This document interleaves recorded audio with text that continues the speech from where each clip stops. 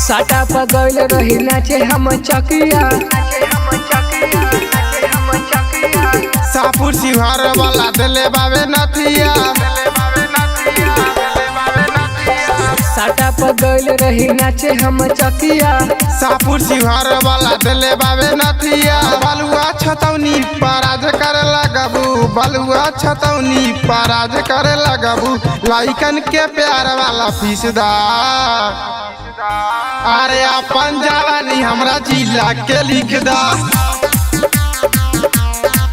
अरे अपन जवानी हमरा जिला के लिख दा।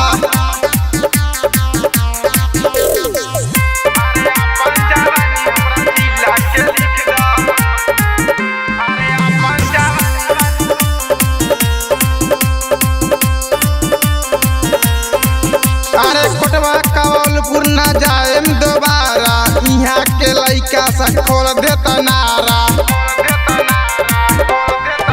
अरे कोटवा कवलपुर न जाएम दोबारा, यहाँ के लइका से खोल देता नारा। बन जा तू चंपारण के माल हो, उहाँ के लइका सा रखी ख्याल हो। बन जा तू चंपारण के माल हो, उहाँ के लइका सा रखी ख्याल हो। पर्दा हटा दो गर्दा उड़ा दो, पर्दा हटा दो गर्दा उड़ा दो। सब के तरीका तू सीख लो। अरे अपन जवानी हमरा जिला के लिख दा। अरे अपन जवानी हमरा जिला के लिख दा।